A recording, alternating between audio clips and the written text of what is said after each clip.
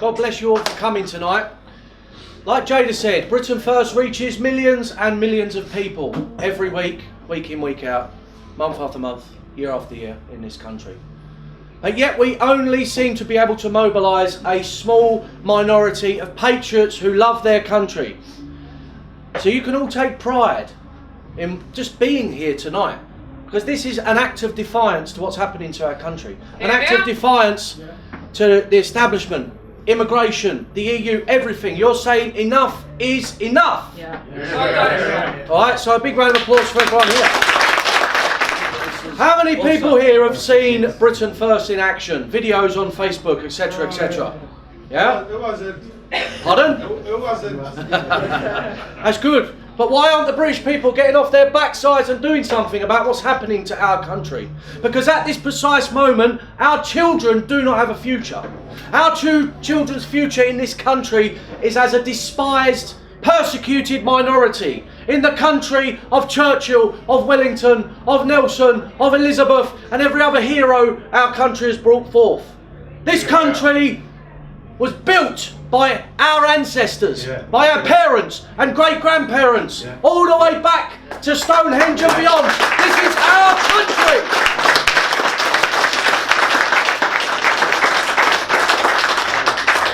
And I will be damned, over my dead body will I allow a group of treacherous, self-serving, expenses-fiddling politicians in Westminster sell us all down the river and dismantle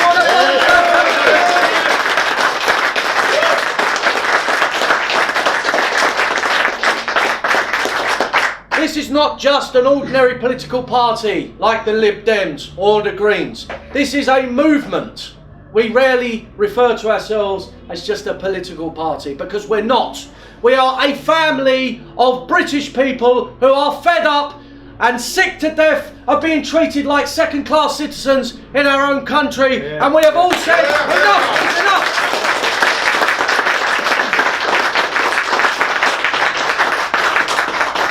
I mean, whose country is this anymore? But we're losing it. Okay? Millions and millions of our parents and grandparents and great-grandparents died with blood, bullets, bombs in the air, on the seas, to make sure that you had a country you could live in. And what are we doing for future generations of our people, our children and grandchildren? We're allowing the politicians to just give our country away. We are going to be a minority, for heaven's sake, in our own country. You just give me one example of any other people or nation around the world who would put up with that, who would actually allow themselves to lose their own country. But it's not all gloom and doom, because our people, you can probably tell in the pubs or in the social clubs, anywhere at all you go, in the shopping centres, anywhere, in the cafes, you can probably tell that things are moving our way. People are waking up slowly but surely, okay? And there are tens of millions of people in this country, the silent majority, who are angry and upset at what the politicians and the media are doing to our country. And that is why they hate Marine Le Pen, that's why they hate Donald Trump, that's why they hate Britain First. They hate us because we are not going to be silent as they abolish and sell us out in our own country and allow us to be replaced in our own towns and cities. I am sick to death, and I've been to Calais on several occasions. I am sick to death of mass immigration transforming our towns and cities into the third world. I'm sick to death of political correctness coming down on our people like a ton of bricks, telling us we're racist or bigots just for being proud to be British, proud to be English. What the hell do you think our war heroes would think if they could just see one glimpse of our country right now?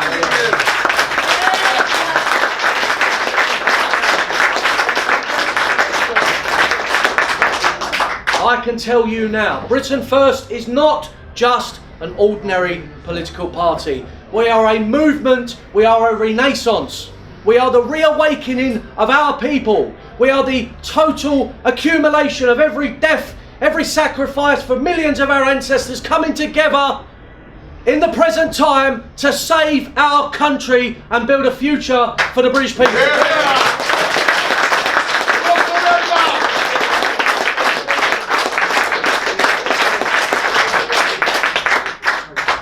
We are not just an ordinary political party, we are a family. The only reason that people like me and Jada suffer or endure all the arrests, all the death threats, going from safe house to safe house, all the terror threats, walking around with panic buttons and panic alarms, we go through all of this, we face prison and God knows what else, we'd be attacked on the streets. We do it all because of your children.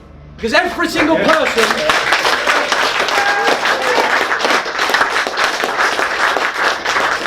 Because every single person in this room is our personal flesh and blood. You're not just voters, you're not just constituents. This entire country is a family. And we would die within a heartbeat, no hesitation, for any of our people. How many people in this room have children? Hands up. Well, it's for your children. Now just think for one moment, just picture and think of your children and grandchildren. This is why we fight and face danger, okay? And it's time that our people grew a backbone and stood up loud and proud and declared once and for all, this is our country and we are proud to live it.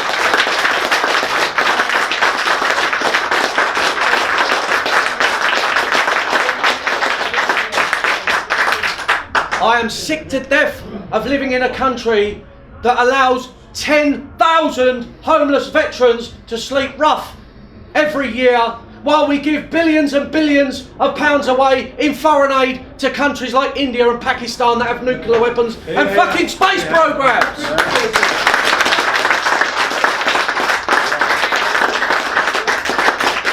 I am sick to death of just being told to put up with the constant barrage of terror attacks from mad Middle Eastern Islamic extremists. Hell bloody no. Look at what we did to Napoleon and the Kaiser and Hitler. And they're telling us to just put up with it when we're under attack from a bunch of medieval barbarians from the Middle East who are coming to our country. Right. You all know what's happening in this country. And it's about time. I hear people all the time saying, where's the British backbone gone? Well, it all starts with personal choice. Personal choice right now. I'm not going to take any more. I'm going to do something constructive. We have a political system in this country. We have launched a political movement and we are going to grab this country by the scruff of the fucking neck and we are going to rebuild it top to bottom. If you think what the Tommies went through in the First World War, in the trenches, in the mud, with the machine guns and the barbed wire and the shells blowing them up, if you think what the Spitfire and Hurricane pilots, the only just under 1,000 of them versus the might of the Luftwaffe getting shot down, just a few hundred of them defending this country against all odds, what they went through. If you think about what was going through the minds of our parents and grandparents when they was on the landing craft, crossing the channel, ready to dismount on the beaches of Normandy, what terror, what fear they must have had inside them. They did all of that for you and your children and grandchildren, and by God, we are going to sacrifice ourselves to build a future for our people.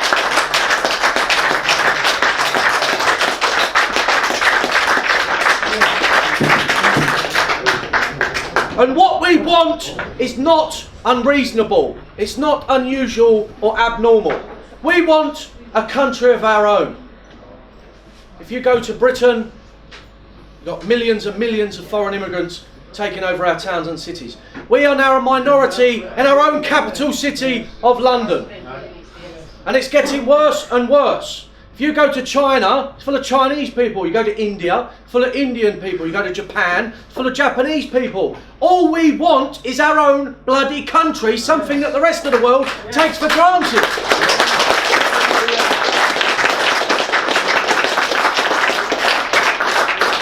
And we want to put our own people first, before immigrants, before asylum seekers, before migrants. I am sick to death of seeing the hordes gathering at Calais, sneaking through the tunnel, boarding all the bloody ferries, getting to this country only to find they're being put in huge houses and given benefits to survive, while our people struggle day to day and be put to the back of every queue imaginable. Enough is enough.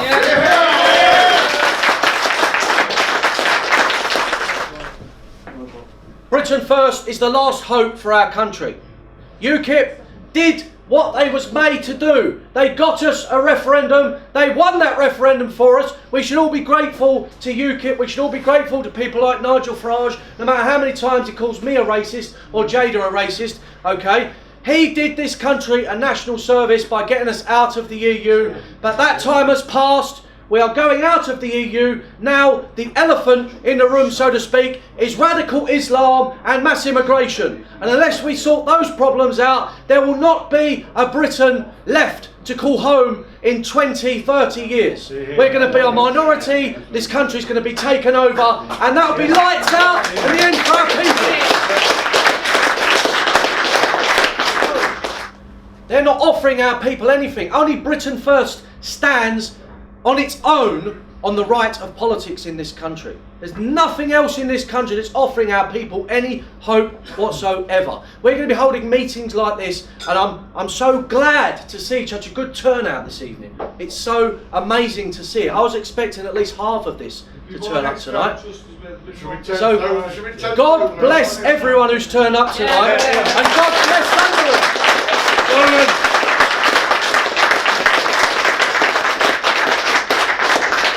But only Britain First remains standing, and there's a vacuum in politics. No one's left for our people to vote for. People who want to end mass immigration, people who want to get rid of political correctness. They want to put British people first. They want to make people proud to be British once again. Who out there is even saying these things any longer? No one except Britain First, and we are growing rapidly. And the establishment, the corrupt, self-serving politicians and the journalists, they realise what's going on. That's why they're trying to strangle Britain First before we can really take off. As you know, me and Jada just endured a 2-day trial for harassing a group of convicted child migrant rapists down in Ramsgate. They are throwing everything but the kitchen sink at us to try and destroy our movement before it takes off. We are most likely to be sent to prison on March the 7th for harassment of rapists. No chance. But yet look at the sheer desperation of the CPS and the police to try and stop the rapists of Chelsea Wright being prosecuted. We're living in a 2-tier system with double standards. Our people get trodden on, and the migrants and the foreigners go to the front of every queue imaginable. Enough is enough!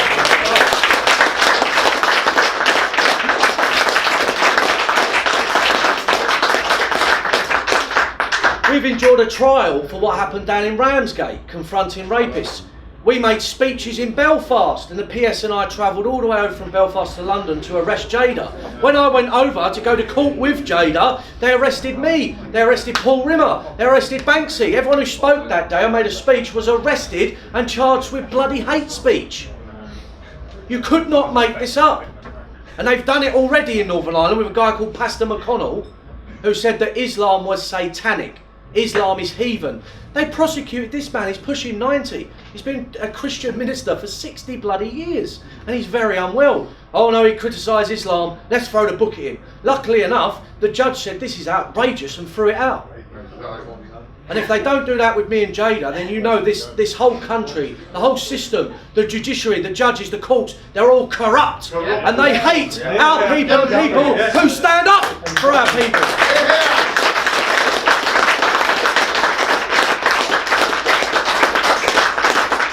So we've had a trial for the things down in Ramsgate. We've got a trial, 2 trials coming up for the things we've said over in Belfast. We're also being sued by the Halal Food Authority because we run campaigns, activities and videos that were critical of halal slaughter.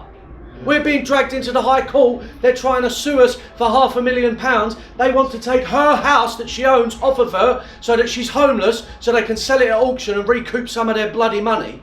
This is all happening in our country. Well, I can tell you now, we will not surrender, no matter how many times we're dragged into court, no matter how many times we're arrested, no matter how many restraining orders or bail conditions or injunctions they throw at us. We will not give up, because we are made of the same stuff as Churchill and the Spitfire pilots and the Democrats.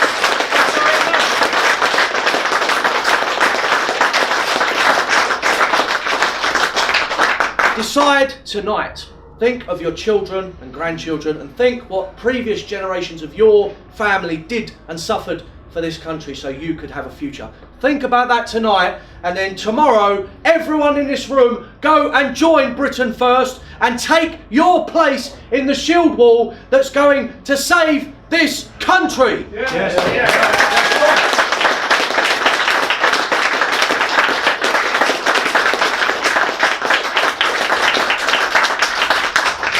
If you love your country, if you want to see a future for your country, if you want to live in a Britain that puts its own people first, where immigration has been stopped, where British history is taught in schools, where homeless veterans are taken off the streets and looked after, if you want to see that Britain, then this is where you will get it. It's going to be a long, hard road, but we are going to fight until the bitter end, to the last drop of our blood, like our ancestors did, to save our country.